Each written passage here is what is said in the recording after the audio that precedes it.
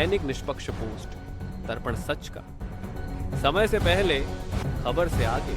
नमस्कार, आप देख रहे हैं दैनिक निष्पक्ष पोस्ट का डिजिटल वर्जन, जहां खबरें होती हैं साफ, सटीक और निष्पक्ष। कांग्रेस कार्य समिति 22 अप्रैल 2025 को जम्मू और कश्मीर के पहलगाम में हुए भयावह आतंकी हमले पर गहरा शोक और कड़ी निंदा व्यक्त करती है। इस जघन्य हमले में 26 निर्दोष पर्यटकों की जान चली गई और 20 से अधिक गंभीर रूप से घायल हो गए। कांग्रेस कार्य समिति शोक संतप्त परिवारों के प्रति अपनी गहरी संवेदना प्रकट करती है और इस गहन पीड़ा की घड़ी में उनके साथ पूरी तरह से एकजुटता के साथ खड़ी है।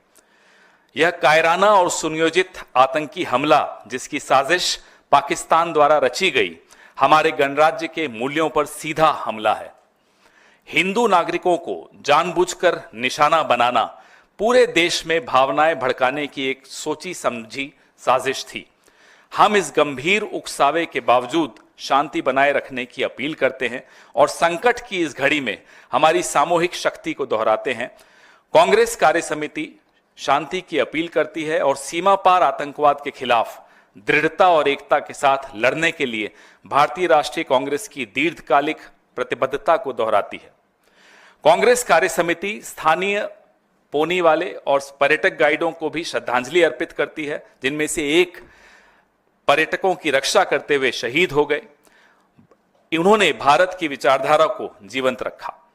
उनका बलिदान उस भारत की भावना को दर्शाता है जहां निस्वार्थ सेवा और मानवता सर्वोपरि है। राष्ट्र की सामूहिक इच्छा शक्ति को अभिव्यक्त करने के लिए भारतीय राष्ट्रीय कांग्रेस ने 22 अप्रैल की रात को ही माननीय प्रधानमंत्री की अध्यक्षता में सर्वदलीय बैठक बुलाने का आग्रह किया था। यह बैठक आज के लिए निर्धारित की गई है। यह ध्यान देने योग्य है कि पहलगाम एक अत्यंत सुरक्षित क्षेत्र माना जाता है, जहां त्रिस्तरीय सुरक्षा व्यवस्था लागू है। ऐसे में यह अत्यावश्यक है कि इस केंद्र शासित प्रदेश, जो सीधे सीधे केंद्रीय गृह मंत्रालय के अधीन आता है, में इस प्रकार के हमले को अंजाम देने में हुई खुफिया विफलताओं और सुरक्षा चूकों की व्यापक और गहन जांच की जाए। इन सवालों को व्यापक जनहित में उठाना आवश्यक है। यही एकमात्र मार्ग है जिससे पीड़ित परिवारों के साथ न्याय होते हुए देखा जा सकता है। कांग्रेस कार्य समिति यह भी नोट करती है कि अमरनाथ यात्रा शीघ्र ही प्रारंभ होने वाली है। देश भर से लाखों श्रद्धालु इस वार्षिक यात्रा में भाग लेते हैं। उनकी सुरक्षा को राष्ट्रीय प्राथमिकता के रूप में देखा जाना चाहिए। इसके लिए ठोस, पारदर्शी और सक्रिय सुरक्षा उपाय तुरंत लागू किए जाने चाहिए। श्रद्धालुओं की सुरक्षा के साथ साथ जम्मू कश्मीर के उन लोगों की आजीविका की भी रक्षा की जानी चाहिए जिनका जीवन पर्यटन पर निर्भर करता है। यह कार्य पूरी ईमानदारी और गंभीरता के साथ किया जाना चाहिए। इस नरसंहार की जम्मू कश्मीर के सभी राजनीतिक दलों और समाज के विभिन्न वर्गों एवं सामान्य कश्मीरी नागरिकों द्वारा सर्वसम्मति से निंदा की गई।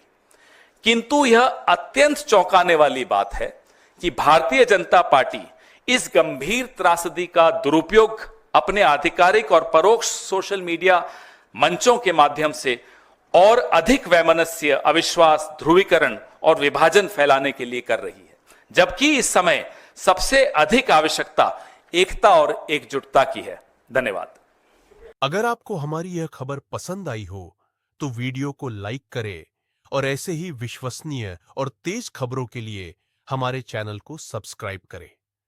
बेल आइकन दबाएं ताकि हर अहम अपडेट आप तक सबसे पहले पहुंचे। धन्यवाद।